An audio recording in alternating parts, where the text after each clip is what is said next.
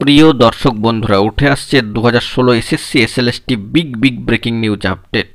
কেন প্যানেল বাতিল হবে? যোগ্যদের রাতভর কিন্তু অবস্থান। সম্মানীয় শিক্ষক শিক্ষিকা মহাশয়দের এই রাতভর অবস্থানের চিত্রটি আপনারা দেখতে পাচ্ছেন। উঠে আসছে এই প্রসঙ্গেই অত্যন্ত গুরুত্বপূর্ণ খবর আপডেট, তাই আর্জেন্ট ভিত্তিতে ভিডিওটা ক্রিয়েট করতে হচ্ছে। ভিডিওটিকে কোনোভাবে কিন্তু স্কিপ করবেন না, শেষ পর্যন্ত দেখবেন, চ্যানেলটিকে সাবস্ক্রাইব করে সঙ্গে থাকবেন।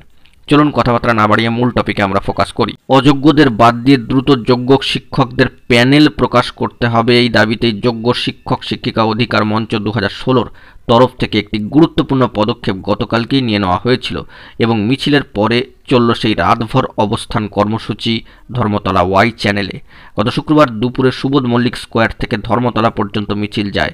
প্রথমে ডোরিনা ক্রসিংয়ে বসে পড়েন সম্মানীয় শিক্ষক শিক্ষিকা মহাশয়রা, পরে তারা উঠে যান একেবারে রানী রাসমণি অ্যাভিনিউয়ে। এরপর তাদেরকে উঠে যেতে বলা হয়, কিন্তু অনেক দূরের জেলা থেকে তারা এসেছেন এমনটাই জানা যাচ্ছে। তো তাদের পক্ষে সেই অত রাতে কিন্তু বাড়ি ফেরা সম্ভব নয়, তাই রাতটা তাদেরকে সেখানেই থাকতে হবে। তখন কিন্তু তাদেরকে ওয়াই চ্যানেলে বসবার কথা বলা হয়। তো কার্যত অনুমতিতেই এবং নিরাপত্তার মধ্যে তারা কিন্তু সেখানে বসেন। তো এই সংক্রান্ত বিষয় উঠে আসছে আরও জরুরি তথ্যাদি যে 2016 সালে এসএসসি এসএলএসটির পরীক্ষা দিয়ে চাকরি পেয়েছিলেন এই সমস্ত শিক্ষক শিক্ষিকা মহাশয়রা। তো গত এপ্রিল মাসে মহামান্য কলকাতা হাইকোর্টের 26,000 প্রার্থীর পুরো প্যানেলই কিন্তু বাতিল করে দেওয়া হয়, কিন্তু বর্তমানে বিষয়টি বিচারাধীন অবস্থায় রয়েছে এবং সর্বোচ্চ ন্যায়ালয় সুপ্রিম কোর্টের কিন্তু স্টে রয়েছে। আগামী জানুয়ারি মাসের গোড়াতেই এই গুরুত্বপূর্ণ মামলা কিন্তু উঠতে চলেছে। ওই দিন দুপুরে এসএন ব্যানার্জি রোড ধরে মিছিলে হাঁটছিলেন সম্মানীয় শিক্ষক শিক্ষিকা মহাশয়রা। তাদের প্রশ্ন একটাই যে সমগ্র পুরো প্যানেল কেন বাতিল হবে? প্যানেলে কয়েকজন অযোগ্য থাকার কারণে কেন পুরো প্যানেলটাই বাতিল হবে? তারাই প্রশ্নটা তুলছেন। মঞ্চের নেতৃত্বে স্থানীয় সম্মানীয় শিক্ষক মহাশয়দের যে বক্তব্য যে যোগ্য অযোগ্য পার্থক্য করতে হবে, এসএসসিকে যদি অপারগ হয় তাহলে তার দায় কিন্তু আমাদের নয়।